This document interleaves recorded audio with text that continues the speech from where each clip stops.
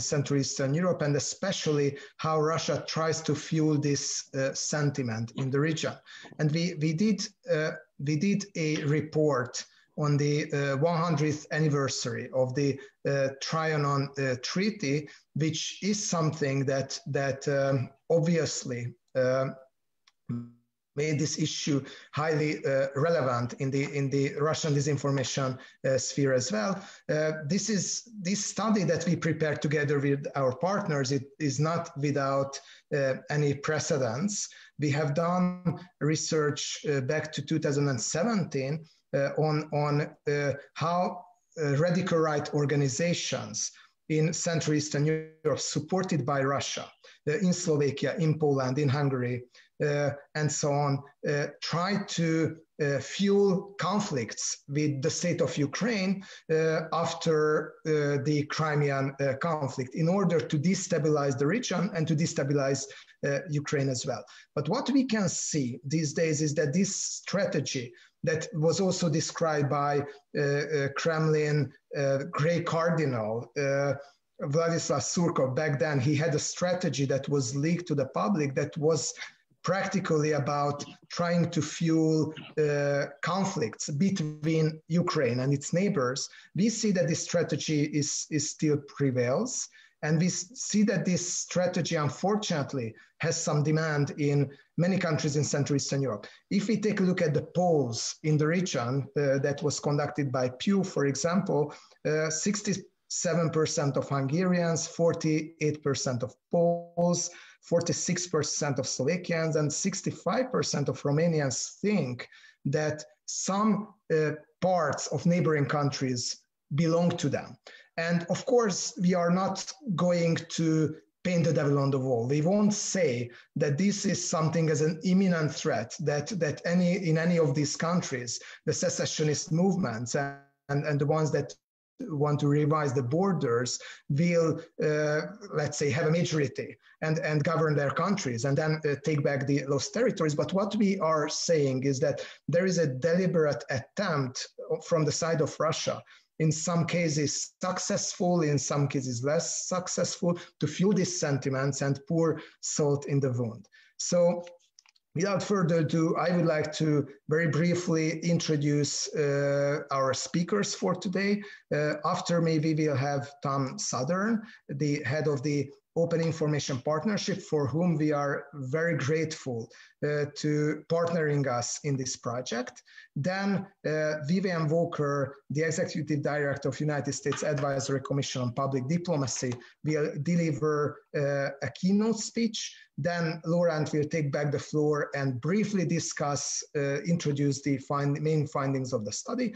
And then we will have our national experts who contributed to the study, who will tell different perspectives from the countries, how this phenomenon that I described manifests in different countries. We will have Nikola Burazer from Serbia, Daniel Milo from Slovakia, Olgierd Sichevsky from Poland, Alexandra Czekanowska from Ukraine, and last but not least, Rufin Zamfir from Romania. And then hopefully we will even have enough time for you, dear audience, to raise your questions. So stay tuned, and thanks for following us today. And I would like to give the floor now to Tom Southern. Many thanks, Péter, and thank you to Political Capital for hosting this really important event. I'll be brief so we can get into what I know will be a very illuminating discussion, but my name is Tom Southern. I'm the head of the Network for the Open Information Partnership, which is a network of 55 organizations, all monitoring and exposing disinformation across Europe, and of which Political Capital and a number of partners on this call, in fact, are key members. As Péter has said, this discussion comes off the back of a year-long study by Political Capital and its partners, and the series of reports that they've produced under the banner of their Breaking Europe project. And the studies investigated the Kremlin's attempts to fan the flames of secessionism and widen societal fissures through its various networks and campaigns on border and historical revisionism across Hungary, Poland, Slovakia, Ukraine, Romania and Serbia. And I think if one wanted to describe the goals of Kremlin information operations in Europe in a single word, it would likely be division. And it's clear that they have found a rich seam in the exploitation of both border and territorial disputes more broadly. It's historically been an under-acknowledged element of Kremlin info ops across Europe. And as such, this study is actually really vital in both highlighting the issue, but also providing solutions to address it. It's frankly an uncomfortable topic in many countries, but it's essential that we in the counter disinformation community understand how these narratives and tactics are used and how they might be fought. So the study and the discussion, I think, will therefore be of significant interest to policymakers, the expert community, and indeed much further afield. So we at the OIP are delighted to have been able to support it, and very grateful to Political Capital, indeed everybody in this call now for their hard work developing it. I very much look forward to the discussion and will hand over to it now. Thank you. Thank you very much, Tom and Peter, for your brief remarks. And I would like to welcome the wonderful Vivian as Walker and ask her to give her keynote speech about Russian powers, most importantly soft power. Thank you. Thank you very much, Lóránt. Pleasure to be with all of you, if only virtually.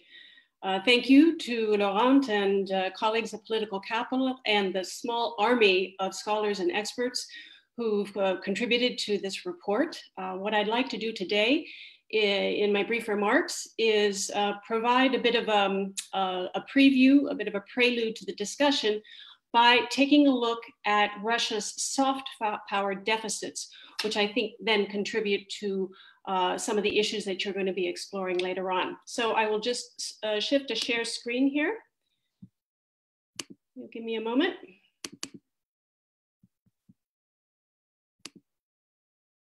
All right, so as any good scholar, I think in order to, before we can engage on a discussion of Russia's soft power deficits, I want to think a little bit about what we mean by soft power and how I come to some of my observations with respect to Russia's soft power. As you can see on the left there, there's the Russian formulation of what public diplomacy is, what soft power is pretty consistent with the norm. That is to say, you use soft power, you use public diplomacy to create a positive image of your country in such a way as to be able to pursue your national security and economic interests. And by the way, all of my observations and reflections on Russia's perceptions of soft power and its challenges are drawn from a collection of essays by Russian scholars and practitioners from a volume called Russia's Public Diplomacy, recently published. I highly recommend it. It offers a series of rare insights into what both scholars and practitioners from Russia are thinking about the challenges of soft power and public diplomacy. So with respect to the term soft power, I'm using Nye's classic definition here, and a definition, by the way, that the Russian scholars and practitioners in this collection also embrace. And that is to say that soft power resources essentially arise from a country's values, its internal practices, and its relationships with others. But the challenge of soft power, as you well know, is that the power lies in the people perceiving these qualities, these values, these practices, and these relations. And that's a tremendous power that is in the hands of the audience rather than necessarily in the hands of the messengers and the narrators. So what are we talking about when we talk about public perceptions of Russia today? Well, as you can see, and this is just one poll among many, in general, Russia's positive image is declining globally. Although that's true of its soft power image, less true, we can say, of its hard power. You can see in that middle graph there that in general, publics feel that while they may not approve of Russia or of Vladimir Putin, they are certainly cognizant of Russia's capacity to exert a powerful force and a powerful presence in global politics. So Polling indicates that Russia's soft power appeal is limited. Why? Well, I think we can put it down to three factors. Factors that should be familiar to you from the NICE matrix of soft power resources that we just looked at, which is to say the values that it expresses or fails to express, internal practices or policies that are perceived in a negative light by publics, and finally, in the way in which it handles its relationships with others, with a full host of meanings associated with that. So let's take a look at some of the challenges associated with Russia's ability to project a positive soft power image. The first, as our experts point out, is a legacy of secrecy and repression. This is a legacy of repression that works against values such as transparency and freedom of expression, that suggests repression of civil liberties and blocking people from participating in political process. I've always found the RT question more motif deeply ironic. First of all, the question more is not necessarily an approach that is welcomed domestically in Russia. Externally, question more is really a way that RT uses to weaponize information, asking a series of questions in order to destabilize and promote distrust rather than to actually promote understanding. Second major challenge is the political marginalization of the civil society sector. As we all well know, in the heady aftermath of the fall of the Soviet Union, a number of NGOs and civil society organizations, both external but also increasingly homegrown, were able to start to build democratic foundations in Russia. But then in later years, particularly beginning, I believe in 2012, with the beginning of a series of laws on foreign agents, laws restricting NGOs and civil society, that began to change dramatically. Now, this is important because civil society organizations are potentially very important agents of soft power influence. They are the organizations that engage in the people-to-people contact. They are the organizations that build relationships and trust and provide the fuel that results in transformation of value perceptions, of relationships, of practices of governance. And this capacity is significantly repressed now in Russia, and remains very politically sensitive, as our experts point out. Third major challenge has to do with political, social, and economic deficiencies. We all know about Russia's demographic challenges with respect to mortality rates, with respect to low birth rates, et cetera. And then there are also issues with respect to income inequality and corruption. And of course, what this says about both the treatment of Russian citizens and the lack of respect for basic elements of human dignity, and how in terms of governance in Russia, where the wealth is concentrated in the hands of the elite and most powerful, sends clearly a very negative impression externally. And I particularly like this rather wistful comment from the second individual there quoted, that if the current model of modern Russia's social and political development was to change in a positive direction, it could revolutionize strategic communication, if only.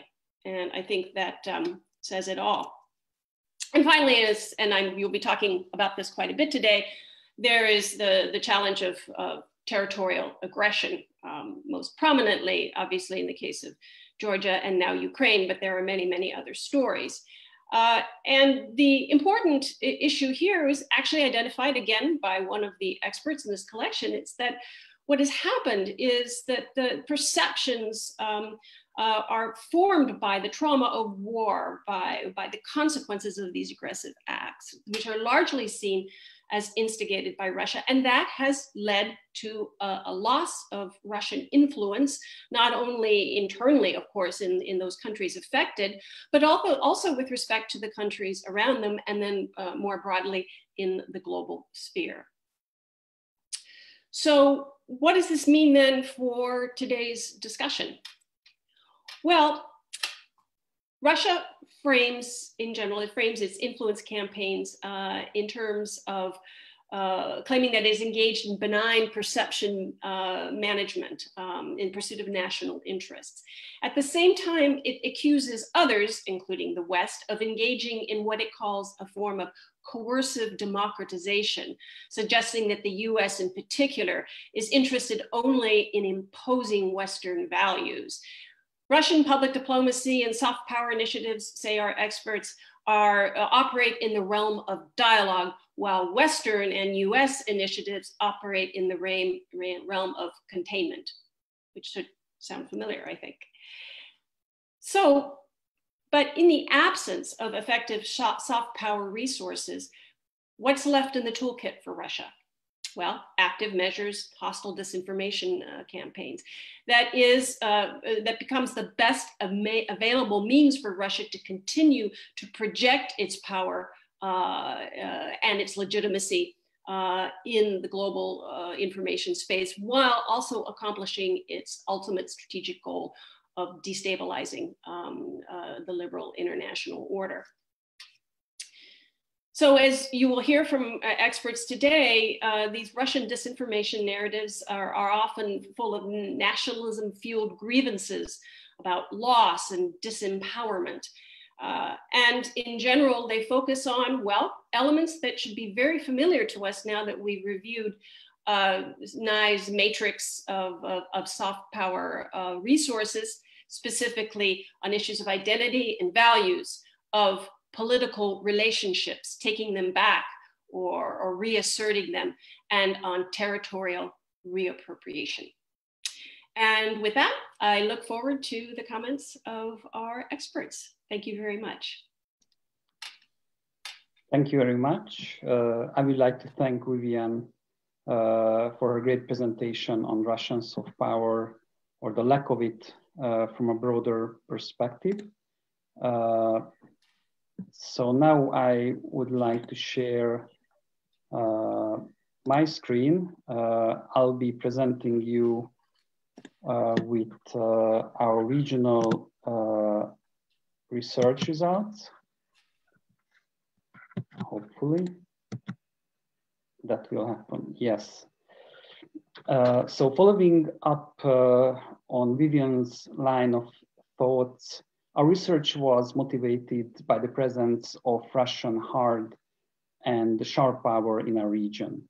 While the protest-oriented offline mobilization of nationalist movements and far-right organizations have been proven to be a failure in the wake of Crimea, we noticed that the Kremlin is utilizing the same nationalistic organizations to try to inject revisionist narratives into local political discourses. We set out to understand the dimension of this problem with the help of the Open Information Partnership.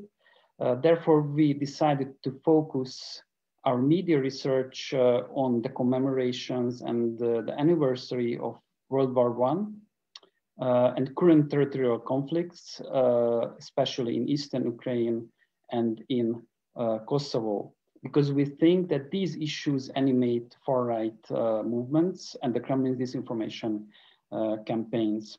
As you can see on my slide, the research addressed the concept of Trianon and Greater Hungary in Hungary, the Great Unification and Disinformation in Romania, the status or secession of the Lviv region in Poland, the status of Kosovo in Serbia, and finally the so-called Russian separatism and the illegal annexation of Crimea in Slovakia and Ukraine. In his introductory remarks, Péter has already mentioned that on the demand side, revisionist attitudes run pretty high in the 6 countries under review. So over 67% of Hungarians think that parts of neighboring states should belong to Hungary, according to recent Pew research, followed by Polish and Slovak respondents. But the same attitudes are also prevalent in Romania and Serbia. On the supply side, we could collect large amounts of media data related to revisionism. As you can see, we collected more than 80,000 website articles and more than 1,500 revisionism-related Facebook posts. All these activity provided the Kremlin with ample opportunity to launch disinformation campaigns and revisionist campaigns. So our research revealed that there are currently 19 revisionist narratives present in the 6 countries. Of those, 11 address some form of territorial aggression against neighboring states. Among these narratives, you can find, for example, Serbian and Hungarian one about President Trump and President Putin striking a deal to return Transylvania to Hungary, or Kosovo or Kosovo land to Serbia, or there is a far-right Slovak narrative about Zakarpattia or parts of Western Ukraine returning to Hungary. So if we look at the main communication strategies, we can see that there are 3 basic dissemination strategies at play here. The first one is bilateral interethnic exploitation. This strategy targets bilateral relations between EU or NATO member states. So the Kremlin's disinformation is aimed at these relations to spread revisionist ideas and just escalate certain tensions between these states or between minority and majority populations. This kind of strategy is first and foremost applied in Hungary, Romania, and Poland, as we have seen in, for example, the Ooze Valley incident in Romania or the arson attack incident against the Hungarian minority in Uzhgorod in Western Ukraine. The second strategy is about Pan-Slavic Solidarity. So Pan-Slavic Solidarity targets the Serbian or the Slovak audience to legitimize Russian military aggression by emphasizing Pan-Slavic solidarity between Serbia and Russia, Russia and Slovakia, based on historical, ethnic, linguistic, or religious ties. And finally, there is the strategy of retelling the story of territorial aggression that is mainly applied in Ukraine because it basically tries to reframe the Russian military aggression as a sort of civil war, a fight for independence, a human rights cause. And in the process, it attacks the sovereignty of the Ukrainian state and the nationhood of Ukraine based on the same issues present in Ukraine. So based on social polarization centered around nationality, ethnic relations, or religion. Finally, we think that these campaigns pose a direct and serious national security threat to the countries involved and to the Euro-Atlantic community for 4 major reasons. The first one is that these disinformation campaigns rely on a string of successful active measures executed by German, Slovak, Polish, Hungarian, Russian agents of influence and Russian intelligence services. Secondly, territorial ideas are mainly promoted by far-right and paramilitary groups and movements in Poland, Slovakia, and Hungary. And some of these groups are active on other countries' territories as well, especially in Hungary. Thirdly, successful social media campaigns rely on pages with a high number of followers, or pages operated by extremist movements capable of online or offline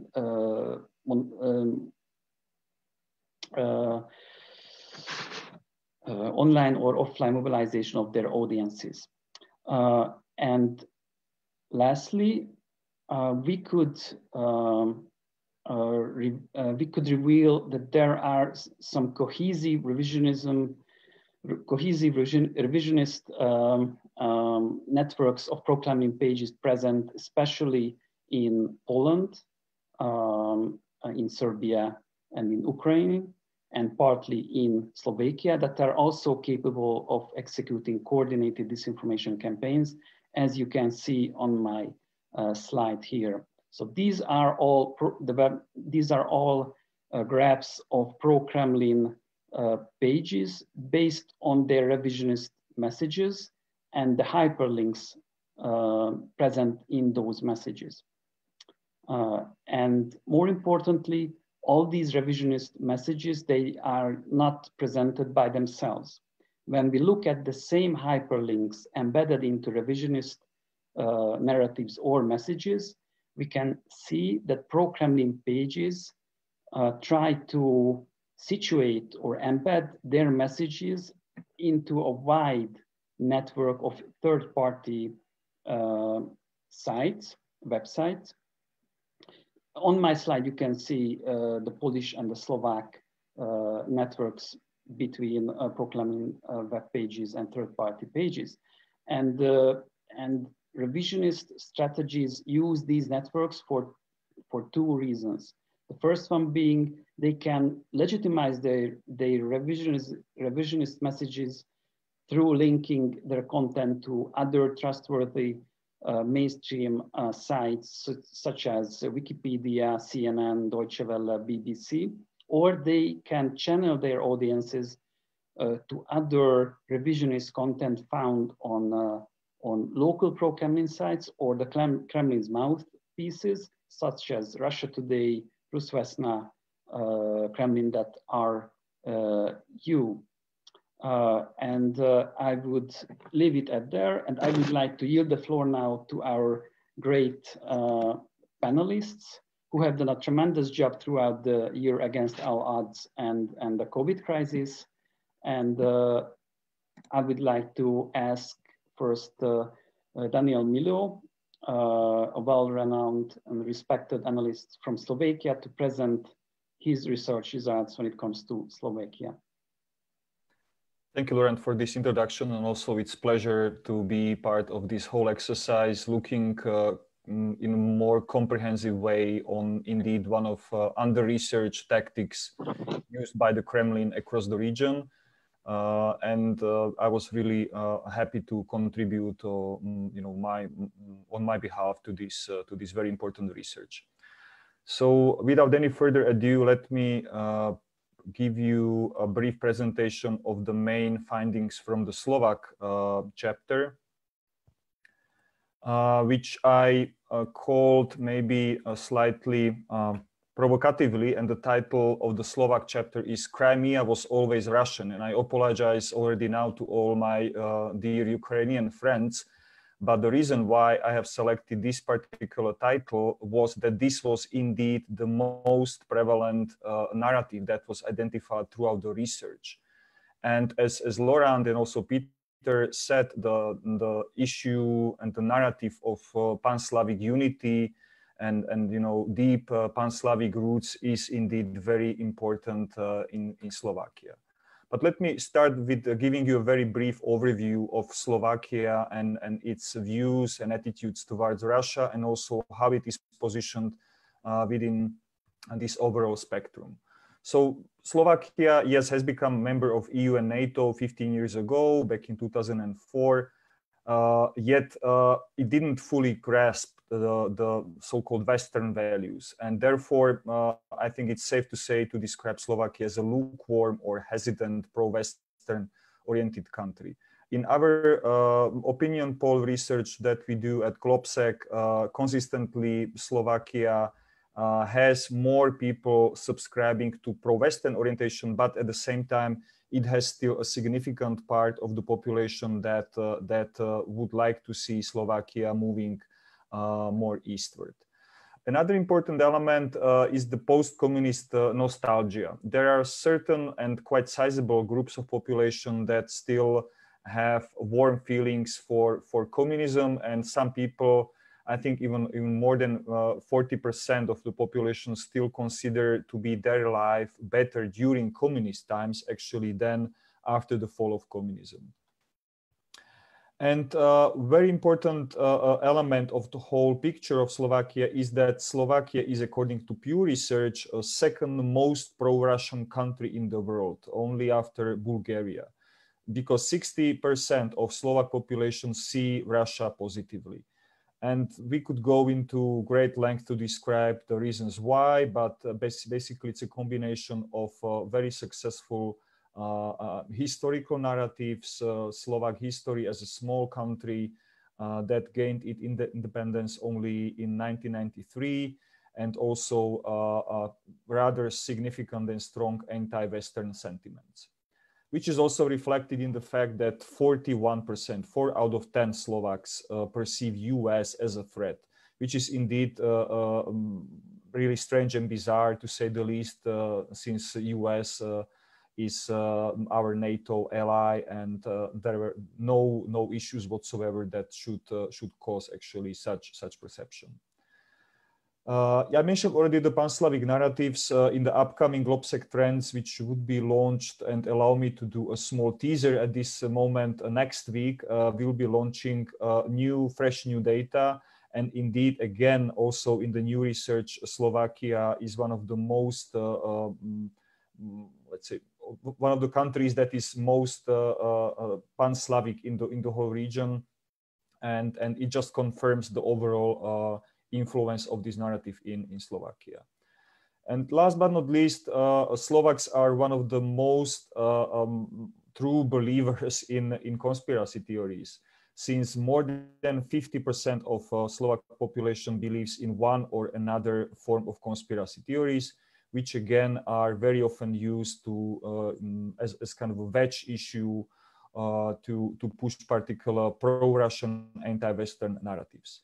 But when we come more closer to the topic of today's briefing or discussion, the territorial revisionism as such against other countries is basically a non-issue in Slovakia due to its history, our geopolitical position on small size. Slovakia doesn't have any territorial claims to its neighbors. And Trianon Treaty is seen across the whole political spectrum as the cornerstone of modern Slovakia. And indeed, there is no discussion whatsoever that Slovakia should acquire some pieces of neighboring countries. But when we come to pro-Russian ecosystem existing in Slovakia, it's very complex, well-developed, and well-integrated. We have a densely populated network of media, starting from printed magazines to online radios, websites, and Facebook groups, which are in, I would say, natural cooperation and supporting also political actors, pro-Russian political actors that are actually using this web of media sources to push their narratives and push their agenda. And Slovakia is also, unfortunately, one of the few countries, if not the only country in the whole region that actually hosts a base, so-called European headquarters of infamous Russian motorbiker gang or motor club Night Wolves that was established in 2018 in a military-looking compound some 60 kilometers from capital of Slovakia, Bratislava.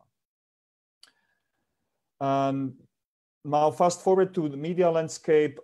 In the analysis, it was proved that while the mainstream media are pro-Western and they almost completely follow the official position of Slovakia, meaning the non-recognition of Crimea annexation, the territorial integrity of Ukraine, and so on and so forth. On the other side of the spectrum is the fringe media, which have consistently communicated quite the opposite. And their impact is not so insignificant. According to some data, approximately 28% of Slovak citizens follow quality journalism, media, while 13% follow disinformation media. And you might think that, well, the mainstream media clearly have the upper hand here, but unfortunately, the situation on social media, which are becoming more important as the primary source of information for any citizen throughout the world, is quite dire. And fringe media and fringe political actors who often use narratives from the fringe media outlets are certainly having the upper hand here in the social media landscape. Now, the issue of separatism in Slovakia is framed usually when it comes to the situation in Ukraine. And that was also the main conclusion of the Slovak chapter, that the main three narratives are related to situation in Ukraine, meaning annexation of Crimea, then the so-called People's Republics in Eastern Ukraine, and the end of sanctions. And these messages have been widely circulated on fringe media, which also happen to cover any issues or any developments happening in Ukraine much more frequently, taking verbatim talking points and narratives directly from Russian sources. And as Lóránt also showed in the previous presentation, there is a well-documented link between different Slovak disinformation outlets and Russian sources, be it Russian official sources, such as Russian press agencies, or fringe sources, or sources of so-called authorities in Eastern Ukraine. And the three most important narratives, just to summarize, Crimea was always Russian. Well, the reason why this narrative is being pushed into the Slovak space is quite simple. And that is, if the Crimea annexation would be deemed legal, then also the support for Russian sanctions would drop, which is one of the most important close-term goals of Russian activities in the region. Second one, that Slovakia should be neutral and should actually quit NATO. This narrative has been pushed for quite some time. And the notion of Slovakia being some kind of a bridge between East and West dates back to the early 90s and has resurfaced recently. And last but not least, all these kind of narratives lead to one conclusion, that sanctions against Russia should be abolished because they are either ineffective or they are hurting Slovak economy, none of which is obviously true. And let me finish with very simple 6 recommendations. What should be done? Start with exposing. Naming and shaming really works. And there have been several cases when the connections between Slovak fringe media and pro-Russian actors and their masters in Kremlin have been uncovered. And we should continue to do so to decrease their impact. A clear and consistent political messaging is crucial. When the political elites have very clear messaging regarding the position of their country towards EU or NATO or international relations, the population is much more resistant to pro-Russian narratives. Third one, importance of building modern, agile Stratcom state capacities is crucially important right now. And I believe that all the countries in the region should really invest heavily and immediately into developing or improving such capacities. Then the fourth one, while state efforts and state measures are important, the whole of society approach is paramount, because we cannot hope to win this confrontation with a much stronger adversary if we rely only on, let's say, the role of NGOs or the state. And the whole of society approach, therefore, is the way forward. And there also has to be a much more robust attempt to cut foreign funding for hostile operations in Slovakia. But I believe this recommendation applies to all the other countries, because pro-Russian actors are using different ways and avenues to to support financially or organizationally their proxies in the region. And this one is related to specifically relations between Slovakia and Hungary. While the relations have improved significantly in the last 10 years, I believe that still historic reconciliation should be concluded, because then any other divisive narratives have much less chance of success if the relations between the two countries are, let's say, resolved and all the historical ills are reconciled. Thank you. Thank you very much, Daniel, for your brief and thorough summary of the Slovak research results and recommendations. Before we move on to the next presenter, I would like to urge our audience, and there are many here watching us right now, to just ask their questions in the chat screen, because we will be answering those at the end of the presentations. So without further ado, I would like to give the floor to Nicola Burazer, Program Director at the Center for Contemporary Politics, Serbia, another country with a significant electorate, pro-Russian electorate, and Pan-Slavism.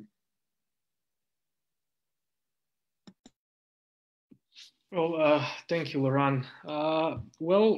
First of all, I would like to say that Serbia is a special, let's say, case when we look at all of these countries. First of all, because there is nothing controversial about Serbian claims on Kosovo within the country. This is something which is written in the constitution. This is something which is a position of basically all political parties, and a dominant discourse without any Russian involvement. And even if we look international arena, for example, out of the 6 countries that we analyzed within this report, 4 of those do not recognize Kosovo as an independent country. So we have tried to analyze something else, and this is how do Serbian media report on the Russian role in Kosovo, over the Russian role in supporting Serbia's position over Kosovo. And this is something that where we found some very interesting conclusions. Also, what is specific about Serbia is this very deeply held pro-Russian sentiment, which we can say it's historical, because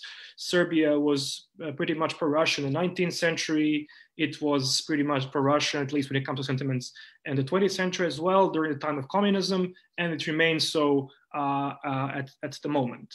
And basically, in Serbia, the narrative where Russia is spreading disinformation and in this way promoting conflict does not really stand entirely, because what we have seen by analyzing both mainstream and fringe media and how do they report on the Russian role over Kosovo, we could see that both mainstream media and fringe media, so including all the media who are close to the government, who is at least theoretically having a pro-European policy, are having very strong pro-Russian sentiments and spreading pro-Russian narratives, which is, I think, a very specific case when we look at all of these countries. So pro-Russian narratives are quite dominant.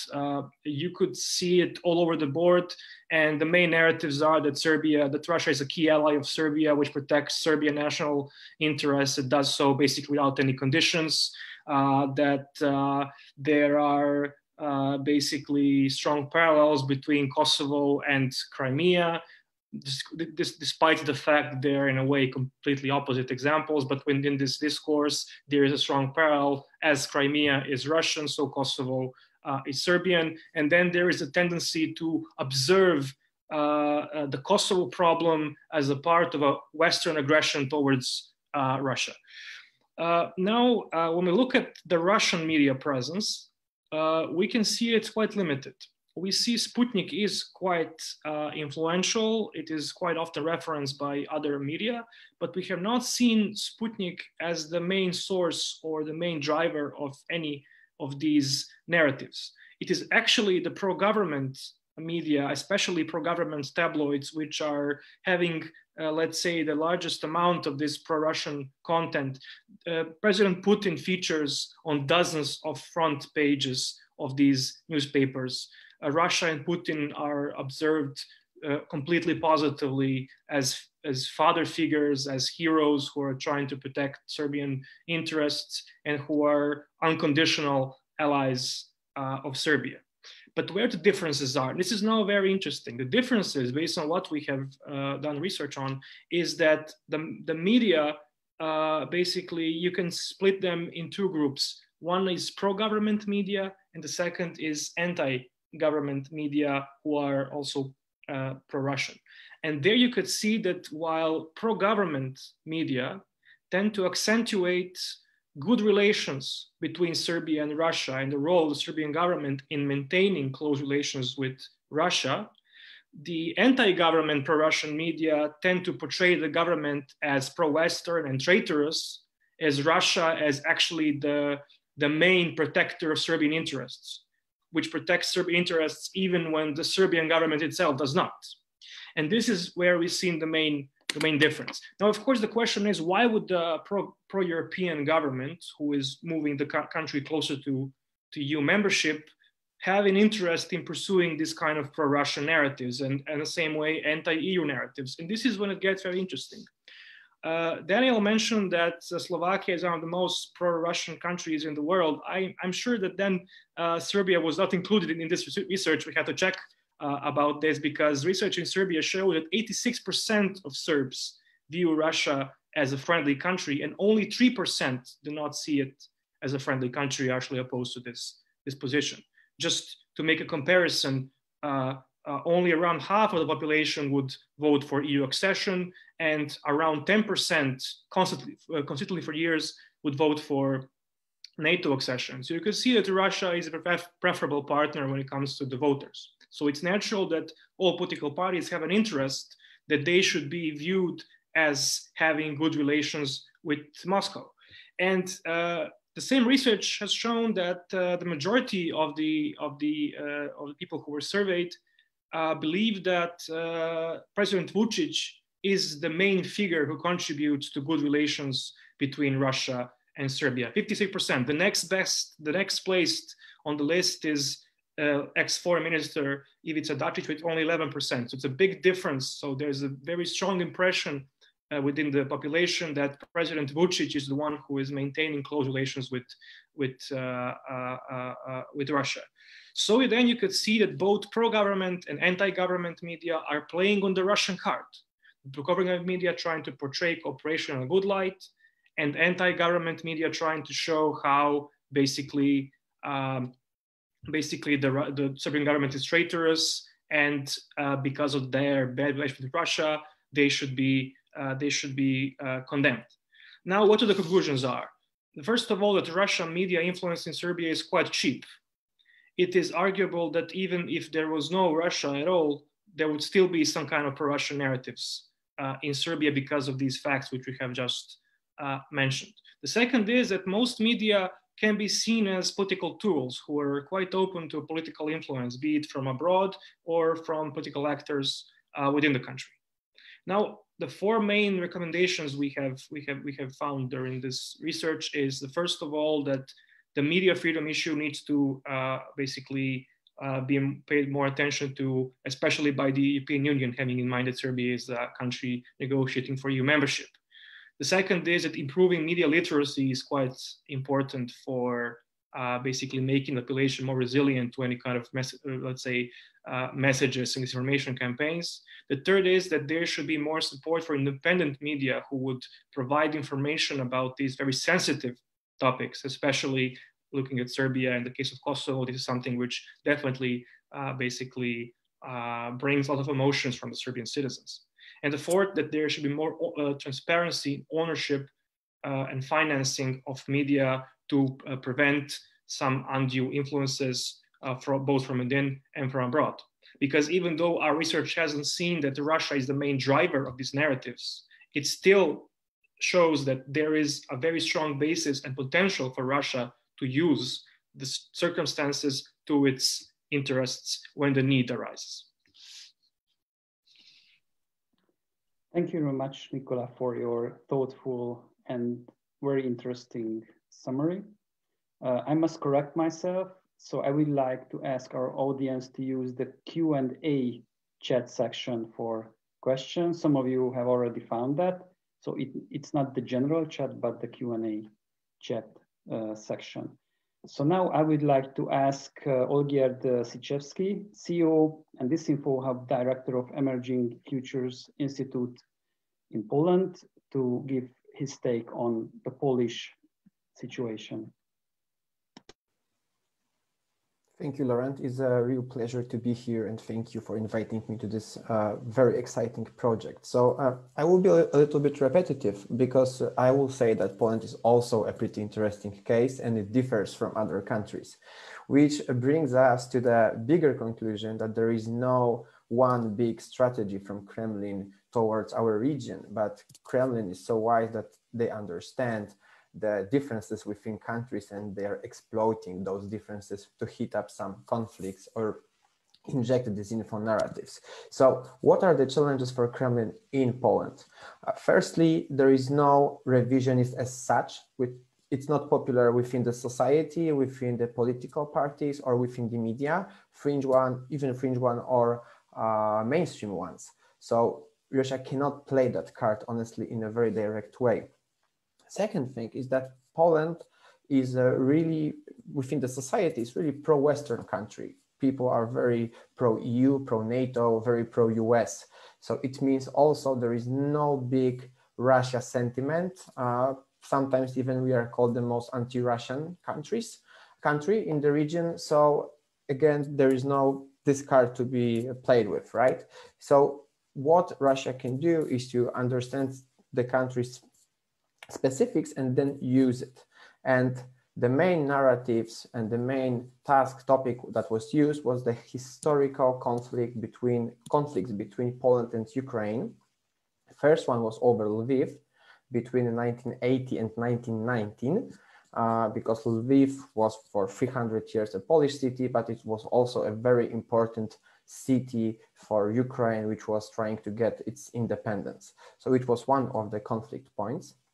Second conflict point was a Ukrainian insurgent army killings in Volhynia region, so in the Western Galicia, which also was a big tragedy. The almost 60,000 Poles were killed back then. So these are the injection points where Russia can inject the narratives and drive a wedge between the two countries. So how they did that? Basically, they were also using political parties that were ruling in Poland and Ukraine in the analyzed period to use their, we can say in our perspective, communication mistakes to exploit the conflict. And to be precise, we can see at least two examples. One example would be a IPN law trying to be introduced in Poland in January 2018. The law was trying to fine everybody who would claim that there was no mass killing of Poles in Volhynia region. And of course, this law creates tensions between Warsaw and Kiev, because for Kiev, the Ukrainian insurgent army and Stepan Bandera was a kind of a symbolic hero of a fighting for independence. And for Poles, it was a person and formation which was responsible for killing Poles, right? So using that argument was a gift for Kremlin, and they didn't need to invent something new. They just exploit that mistake. Secondly, of course, on the Ukrainian side, we could also saw some weakness points. For example, which is obvious for us, Ukraine was trying to defend itself behind the Russian aggression at Crimea. So they were using patriotic symbols and patriotic traditions like Bandera to make people ready to join the army, ready to fight for their country interests. So again, when Ukraine was using Stepan Bandera symbol in Poland, it created tensions, and we could see the most popular narrative in our analysis, so that Ukraine is anti-Polish and that Ukraine is pro-Bandera, right?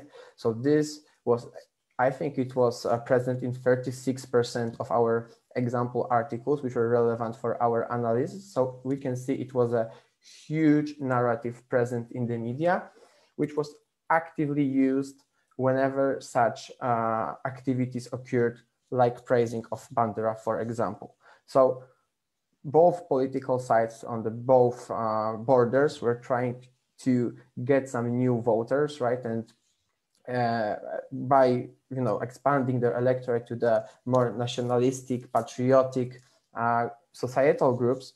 But on the other hand, they were making it much easier for Russia to exploit the conflict and to use this kind of harm narrative of Ukraine being anti-Polish, or the second one, very popular narrative was, and I am also sorry for my Ukrainian friends, Lviv is Poland, Lviv is Polish. This was the second very important narrative, which also goes back to this historical sentiment, right?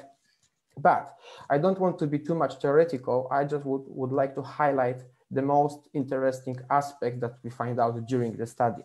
So firstly, I would like to focus also on the network of social media pages and portals that were spreading the disinformation. And here we have the player number one, which was shown even on your slide, Lóránt. So Kresy.pl, in English, Frontiers.pl.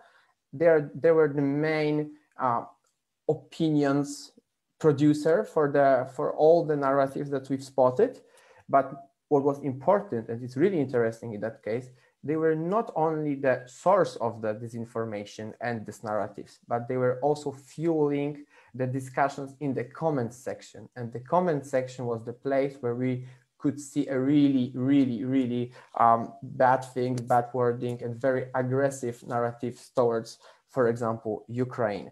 Then the content was spread into closed Facebook groups, which also played a very important role because, as I told before, it's not very popular to have pro-Russian or revisionist narratives public, right, on the Facebook or on some other portals, but inside some fringe groups that are bringing together people with the similar mindset, then the content was spread heavily. Secondly, the very important and very interesting incident was the Kerch Strait incident, right? It happened. When it happened, then we saw a massive flood of anti-Ukrainian content sent to the fringe portals and Facebook pages, which was, we can say, which was trying to cover the Russian aggression, right, towards Ukrainian ships with the anti-Ukrainian content, just to shift the attention from the Russian aggression to some small incidents. So this is also a pretty important aspect of Russian toolkit. And then going just to the recommendations, because this is the most important part, I think, I would stress that in 3 points. It's education, communication, and coordination. Education, we need to have societies more prepared and educated just to counter disinformation and not being so vulnerable to the disinformation. And this should start from the very early years of education. Second, communication. In Poland's case, the governmental reactions were always reactive. There was no proactive approach towards the possible disinformation efforts and narratives. And third, coordination. If Ukraine and Poland would establish some working group to coordinate their actions towards the Russian disinformation, I think the response would be much more effective and the harm that was done wouldn't be so big. And that's all. If anybody will have more questions or would like to go more deep into the analysis, you can write me on Twitter, on LinkedIn. I would be happy to answer all the questions. Thank you. Thank you very much, Olger, for your enlightening summary.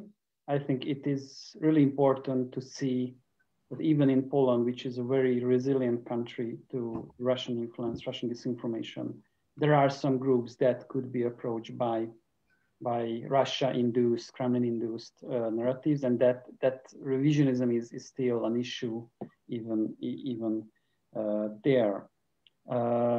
We are slowly getting some questions, and I would like to urge our audience to be more proactive.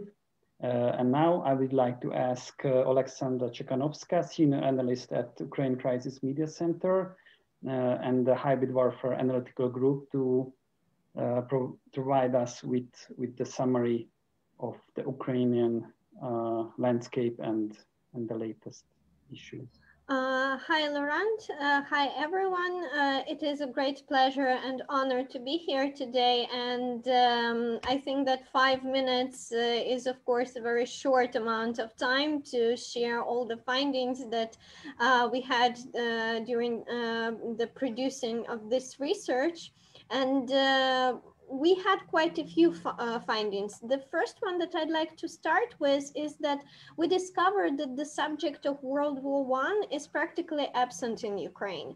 And it is absent both in terms of a commemoration practice, but also as a target of historical revisionism, at least for now. It is our conclusion that first and foremost, Ukrainian historical community and Ukrainian government should definitely take the lead in bringing this set of issues into public discussions, because it is important for two reasons mostly. First of all, the First World War commemoration is a common practice in European countries, and while pursuing European integration, Ukraine should definitely explore, evaluate, and establish its role in European history. And the second reason, and maybe it's even more important, is that given the strategic course that Kremlin has set on regarding the promotion of historical revisionism and its known practice to fuel the tensions between Western partners, the practice that we've discussed at length today, if we ignore the subject in Ukraine, we might eventually find ourselves with a very big problem on our hand. So the fact that in Ukraine, southeastern regions are the most heavily targeted by Russian disinformation, including historical and territorial revisionism, doesn't give us an excuse to ignore the situation in Western regions. It doesn't give us an excuse to overlook the potential hotspots of tensions with our Western countries, because with our Western partners, because as we know, we have heard a number of examples about Kremlin targeting relations between Poland and Ukraine, for example, and this is a heavy issue. And also we have to remember that the Kremlin does and may do the same when it comes to relations with Hungary and Romania. So we definitely should be proactive, and we should bring the issue of the World War I commemoration into public discussion to have a scientific dialogue about it before one day we discover that there is a historical revisionism heavily promoted in Ukraine and targeting bilateral relations between different countries, because we know that the strategy of mutual isolation and chaos is a key part of Russian playbook. I think at the very beginning of this event, Péter mentioned it, and I wholeheartedly agree. Moving forward, the issue of historical revisionism as a whole in Ukraine in general is, of course, mostly shaped by the ongoing Russian aggression in the eastern part of our country and annexation of Crimea. So Russian and pro-Russian actors rely heavily on local proxies, including first and foremost media, and they promote the historical narratives favored by the Kremlin. There is what I would call a meta-narrative on whitewashing the Soviet past and portraying Ukraine as historically inseparable from Russia. Of course, in this relationship, Russia takes the lead, so to say. And territorial issues are mostly focused naturally on Crimea and Donbass, portraying them as historically Russian territories. So I think this is a narrative that fringe pro-Russian media promote in many of the countries that we have researched, and my colleagues have mentioned it today. So there are, in terms of territorial revisionism, I'd name three key narratives. So the first one, Crimea has always been Russian, Donbass has always been Russian, and Ukrainians in general are actually Russians. Of course, this is the set of ideas promoted by fringe pro-Kremlin media. Neutral media in Ukraine, meaning credible professional outlets, they do not participate in this activity. And there is an important notion I'd like to make here. We specifically labeled during the research this media as neutral and not as mainstream. Because mainstream, first of all, implies the media outlet enjoying wide readership. And in Ukrainian landscape, unfortunately, mainstream media are often far from neutrality. So at least 3 TV channels, major TV channels, are linked to the head of the pro-Russian party, Viktor Medvedchuk. And in an online environment, we have this phenomenon of junk websites, which are extremely popular. They use clickbait, emotional and manipulative headlines, etc. And they have approximately, I think, 50 million monthly visits, when respected professional outlets have approximately 5 million visits. And these websites are unfortunately often used as amplifiers of disinformation.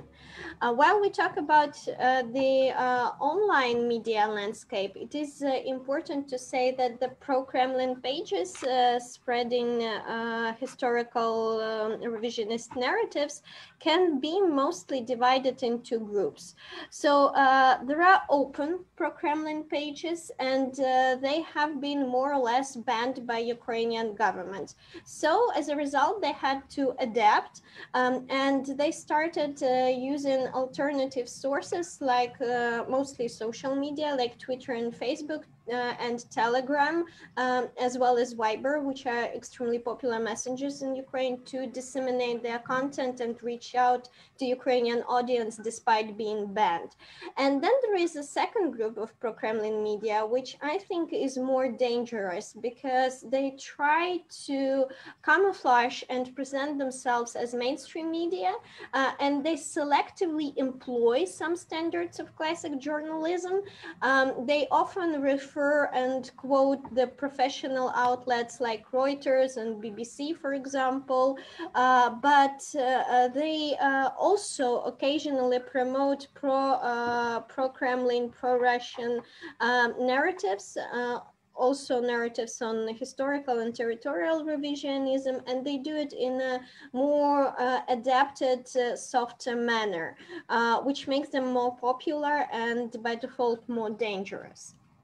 I think I'm running out of time here, and I would like to conclude with underlining that local proxies constitute a major threat when it comes to the meta-narrative of promoting a whitewashed image of Soviet Union and promotion of historical and territorial revisionism. Perceived as Ukrainian, these local proxies are more effective in promotion of revisionism, and it should be noted here that media is a very important but not the only actor that we can talk about. There are a lot of other proxies that heavily participate in this regard, and they include, for example, the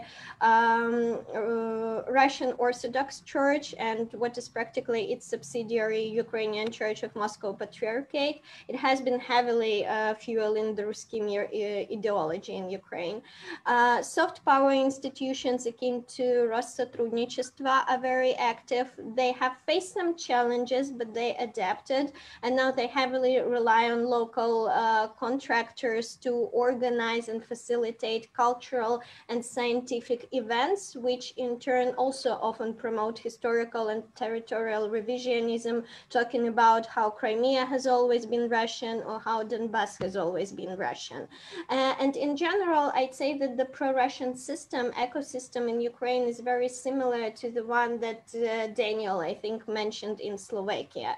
And we definitely have to keep that in mind because media are essential actors in this game, essential players, but they are not the only one, and we have to remember that.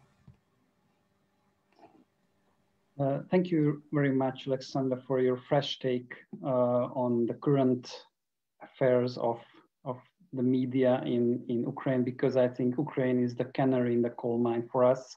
So what you are experiencing there on the ground, that will eventually affect us, either as tools or some aims of Russian hybrid warfare and disinformation action. So now I would like to ask Rufin Zamfir, Program Director from Global Focus, to provide us with a much more positive picture of disinformation landscape from Romania. Thank you very much, Lóránt. Thank you everyone for attending this very, very interesting discussion. I will take advantage of being the last panelist discussing this and shorten my presentation in order to give enough room for our audience tonight to raise their very good questions. I've already seen one that I think is addressing both Romania and Hungary, and will gladly answer it. Without further ado, I'll just want to give you everyone here with perhaps more context regarding Romania's case, because otherwise I think for those of you interested, all the data that Political Capital and the colleagues here have put together are quite impressive and relevant, and are providing a clearer image on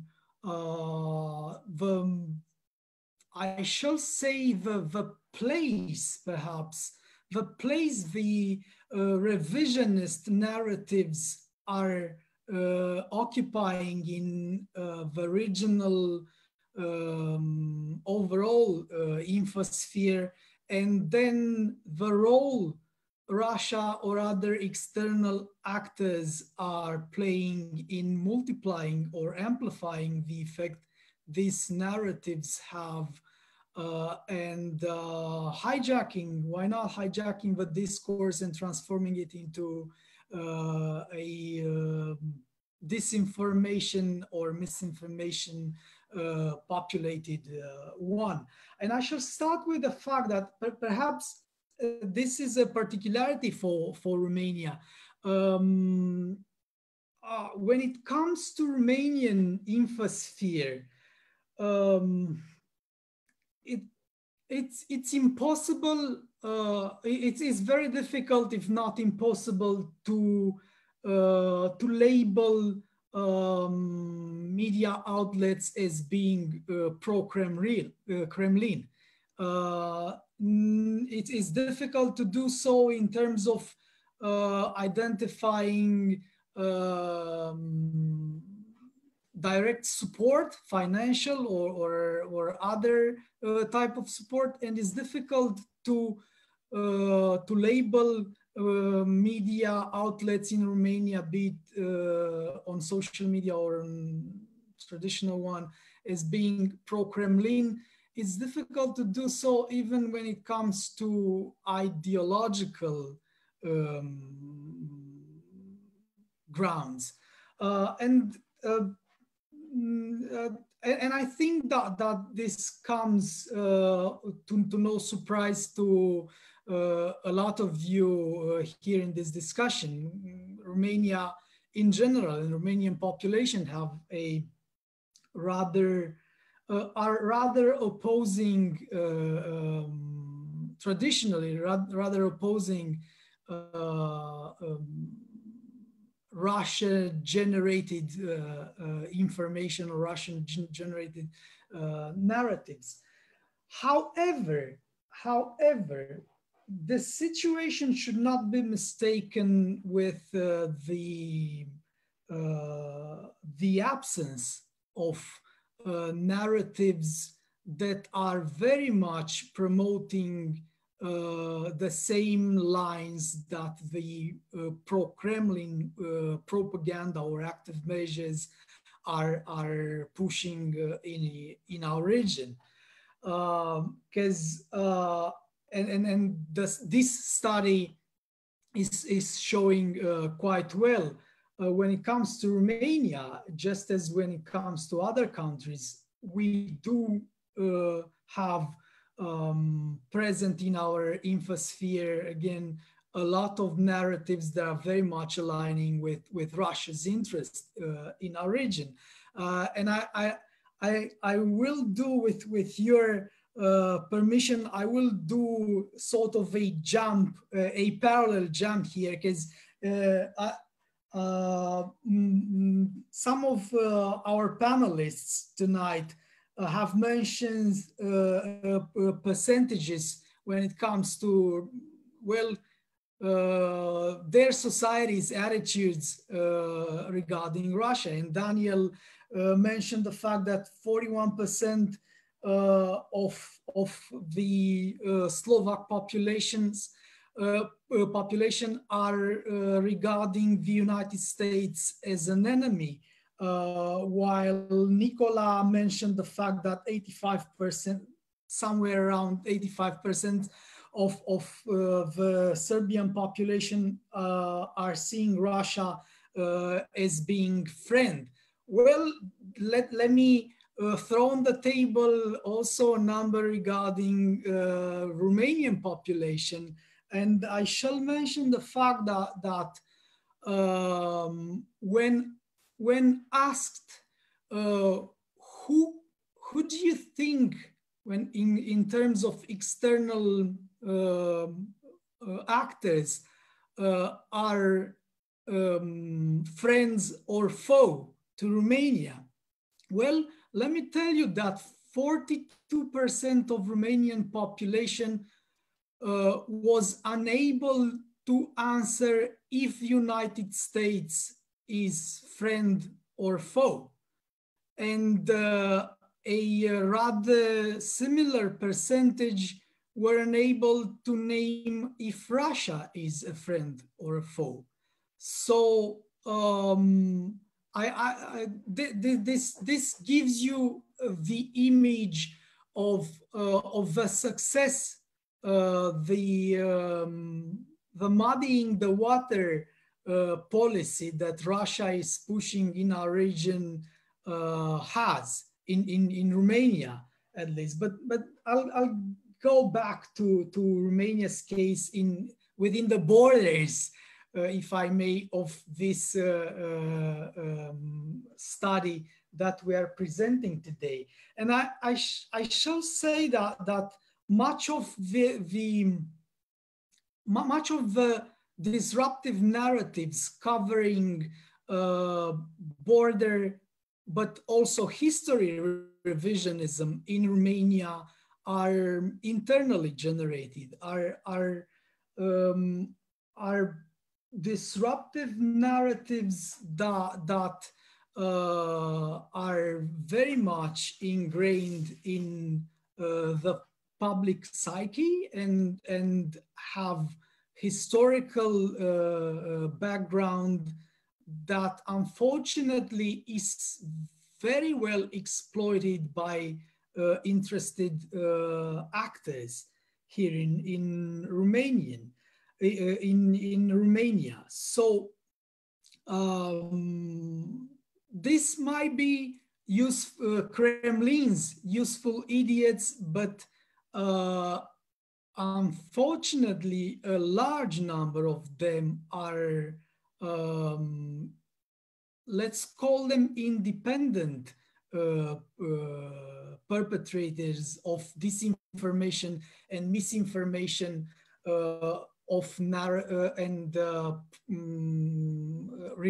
disinformation and misinformation regarding revisionism. So and then comes the political or well-established actors jumping in this boat, and unfortunately we're in the situation here in Romania of starting this Saturday, that's going to be parliamentary elections. Starting this Saturday, Romania might see again the nationalist party entering our parliament. And we didn't have this situation since 2008. So yeah, this is how things are in Romania. Regarding the Romania centennial anniversary and the Treaty of Trianon and all the disinformation and misinformation revolving these two historical landmarks, I shall say only that we've encountered during this study two major sets of disruptive narratives or disinformation and misinformation. And one is unfortunately regarded here in Romania as being a benign type of revisionism, of border revisionism. And this is the one pertaining with Romania and Republic of Moldova uniting again. I shall speak no more about the conflict, the spat, perhaps this is the good word, between Romania and Hungary, one that is every now and then re-emerging from a low level within society to the level of political discourse. And yeah, what else? And yeah, coming to this, the political level, unfortunately, the rise of the populism, it's something that is only amplifying these attitudes, and Romania is no safe than anyone around us in this sense. So this border revisionism, be it the one that is tackling Hungary or Hungarian minority in Romania, autonomist tendencies, but most often be the one tackling the previously mentioned positive border revisionism, positive in quotation, counting marks. This is something that already entered the political discourse here in Romania and is no longer in the toolkit of nationalist fringe groups or even nationalist political party, but it is transforming into a mainstream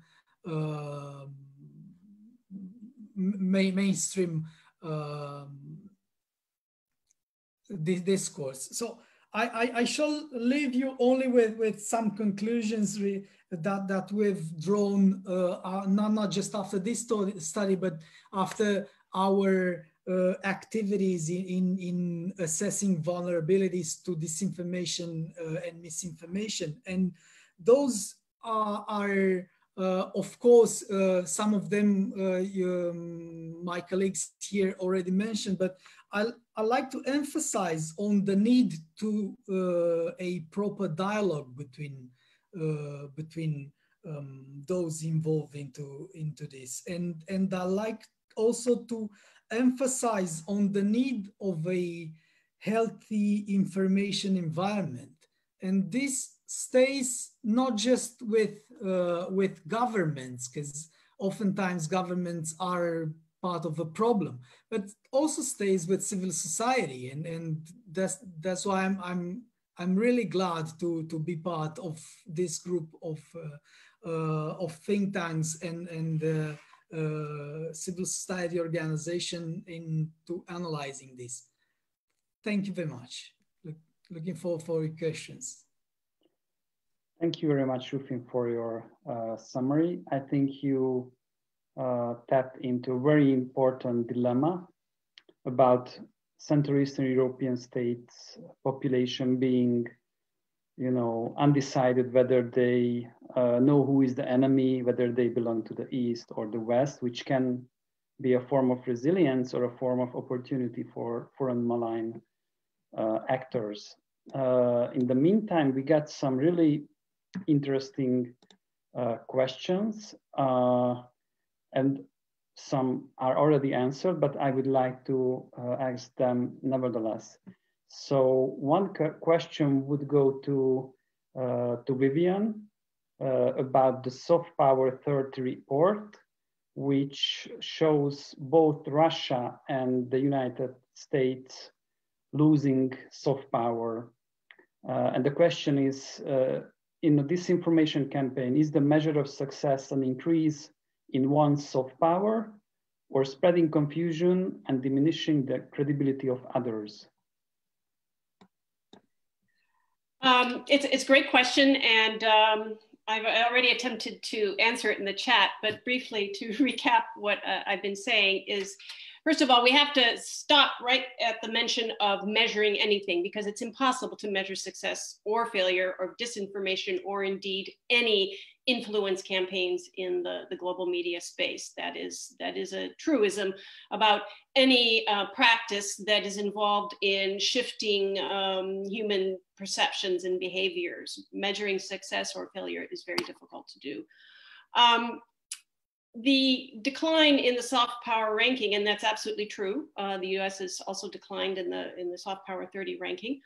I think attests primarily to public disapproval of US behavior in the global arena in terms of its behaviors, in terms of some of its statements.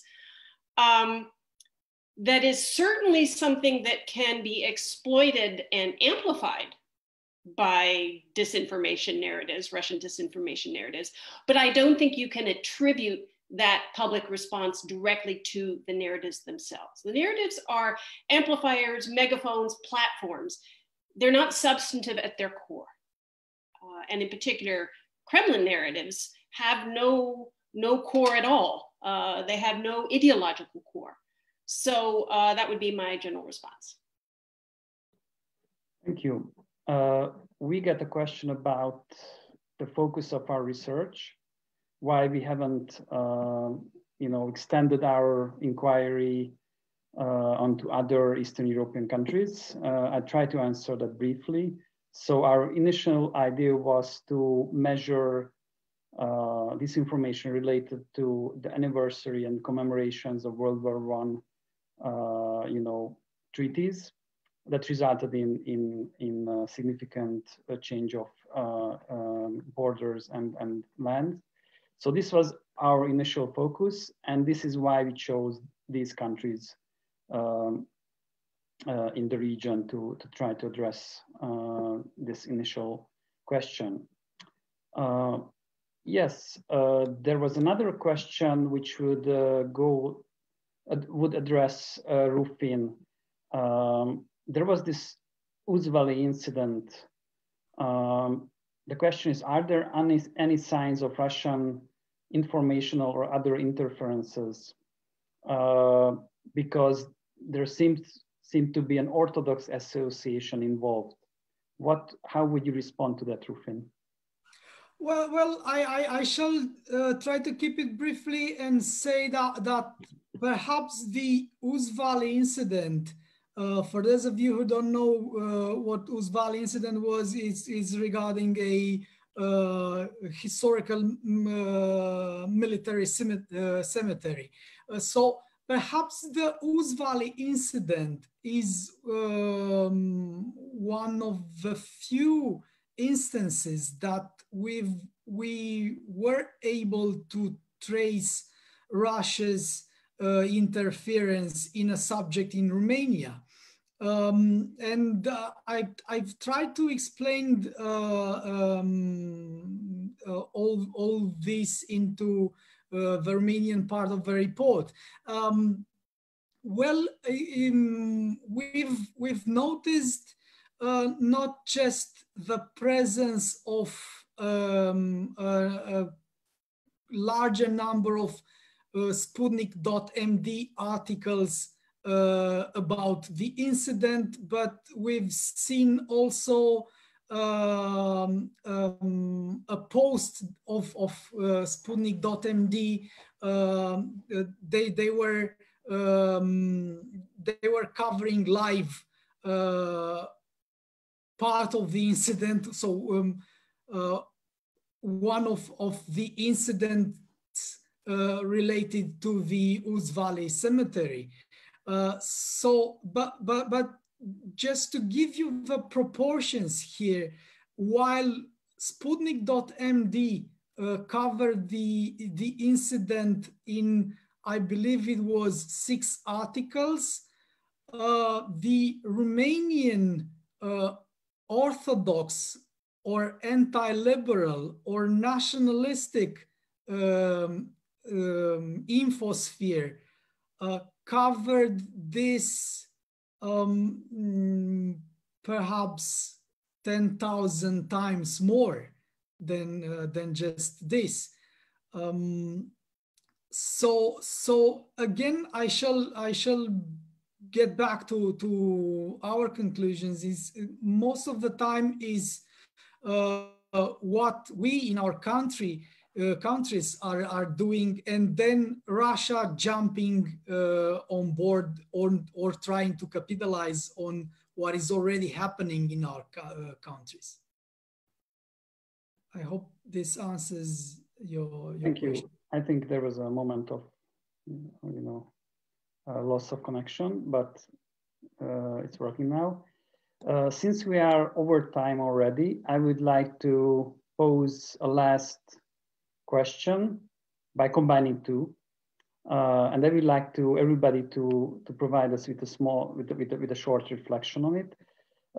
So the question would be about whether you see any material support funding coming from Russia directly that finances not only revisionism but other pro-Russian media activities in your country, and secondly, what do you think the most important task would be of the new U.S. incoming administration in supporting your efforts against the fight of disinformation? So maybe Olgierd, can you lead the line? Yes, so starting from US administration, I expect not to, firstly, the very simple thing, not to share conspiracy theories. That would be a good start, especially anti-vaccine one.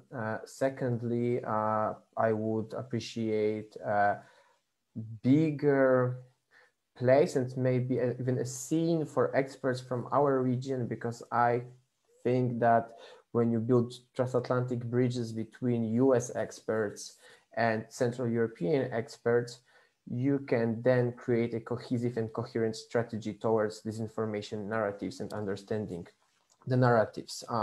And also, I think that United States would also think about supporting education within Western European experts also to counter anti-NATO narratives, because in our studies we found that many people in, for example, Belgium, let's say, do not understand why they need NATO or why NATO exists. So I think this is a very important aspect.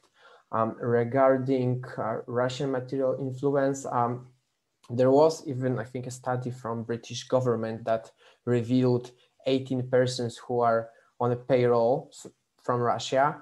And these are the most convincing examples of that influence, but it's not very easy to find those connections, because once you will be named in Poland that you are collaborating or working with Russians, you have no room for working in Poland or being in public sphere.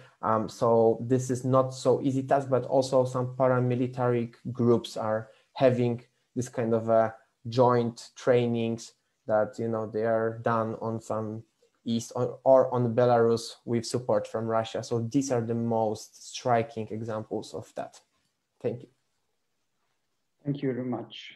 Daniel? Yes, also starting with the US administration, I think the pro-Russian sentiments and Russian influence and anti-American sentiments are the two sides of the same coin.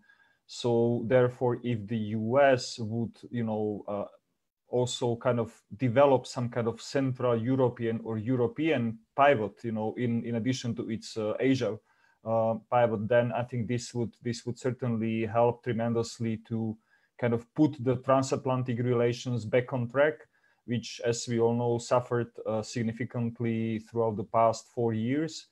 So just, giving Europe and the relationship with Central Europe,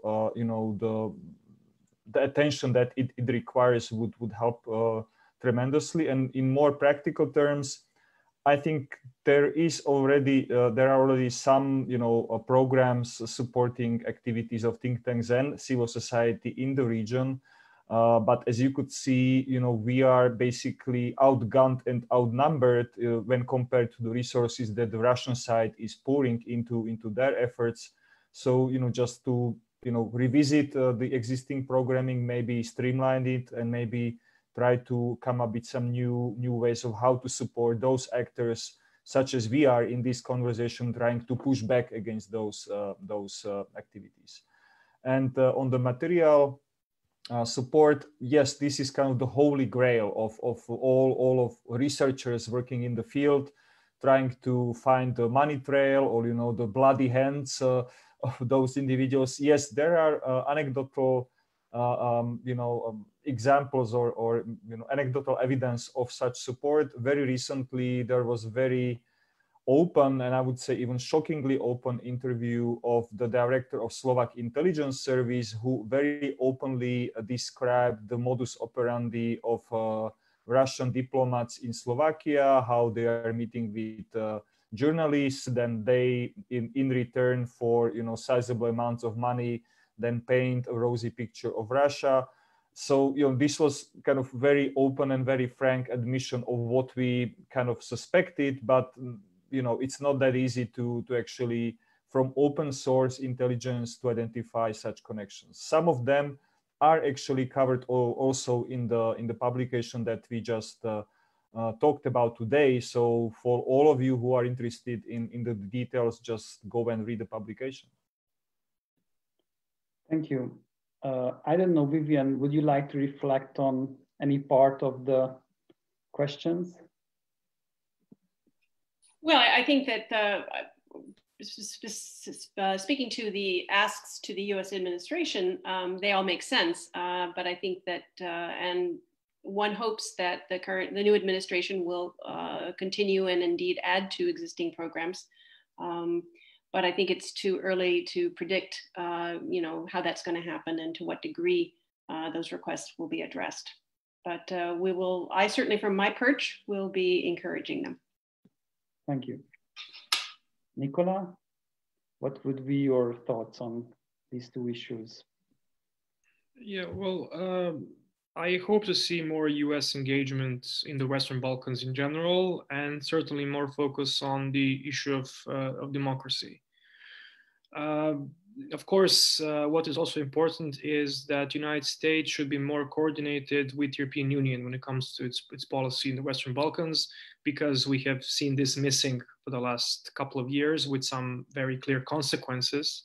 We even had, for example, one narrative among those which we analyzed where Trump and Putin are actually working together to solve the Kosovo issue. So even have these kind of anomalies when the US stops being seen in the way that it was the case before. And so we can just hope that there'll be more US engagement, and this US engagement will go more in the direction of helping the region in EU accession democratization.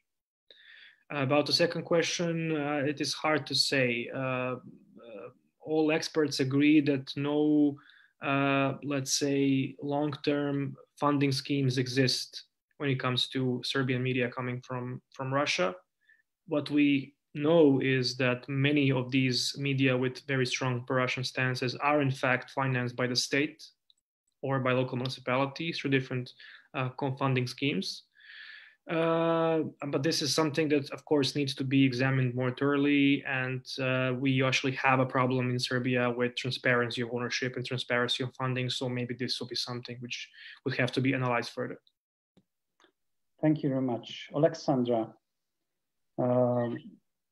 what is your opinion, given that many analysts foresee that the new Biden administration might change its course when it comes to Ukraine and the issue? Well, I think there are definitely many aspects of how the potential cooperation between the new presidential administration in the USA and the government in Kiev can proceed, starting with military assistance to what I wholeheartedly agree with, more coordinated effort that is more coordinated with the European Union, with Brussels.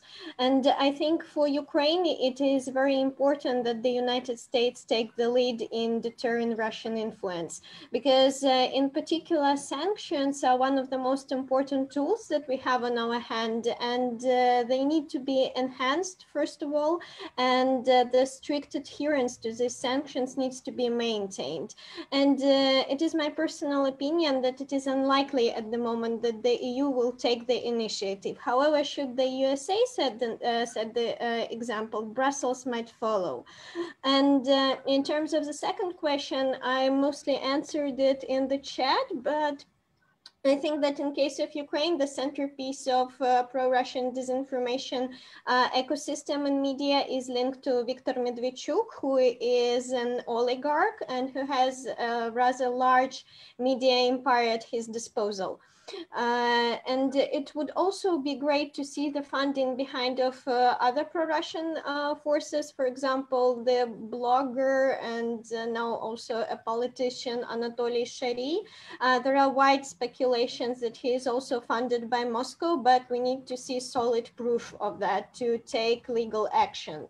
And when it comes to disinformation spots online, online media and messengers as resources, unfortunately, they are very difficult to track. Thank you very much. And lastly, but not lastly, Rufin, how do you see the two aspects of these issues? Well, thank you. I thought I won't get the microphone back since I've already taken too much of your time. I shall refer to the role that the United States can play in this battle against disinformation and misinformation, because I think that the role that the United States can play, it should not be only focusing on a country by country or on a region by region level. And I think that what the United States can do and should do is to get back control on the conversation and to be an honest broker, not just between in a transatlantic dialogue, not just between the United States and the European Union, but also to include on a broad table of discussion, to include other actors, European Partnership, or and even definitely even other actors in perhaps putting together or unifying opinions about how to, first and foremost, how to approach this negative phenomenon. And what other thing the United States are in the position of mediating is the dialogue with the social media platforms, with Facebook mainly, and then with Twitter, and the other ones should follow. But again, the United States are are very well positioned to take the lead, to take the role of an honest mediator in this dialogue, because if we don't engage with those managing social media platforms in getting to common conclusions to this, it's pointless to think of governmental policies. Thank you. Thank you very much. So to cap it off, I would like to thank all our panelists for their excellent presentation and discussions, and for the tremendous job you have done throughout the whole research project this year. And I would like to thank our audience for hanging on, even though we have overstepped our time limit a little bit.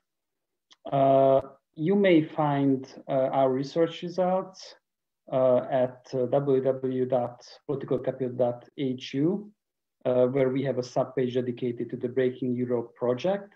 I think I posted the link in the current chat, and please feel free to read all of the great country reports about Poland, Slovakia, Ukraine, Romania, or Serbia, and contact any of our authors or panelists regarding any issue you still have, you would like to ask. So thank you very much.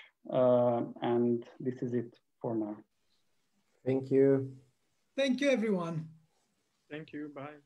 Thank you. Bye.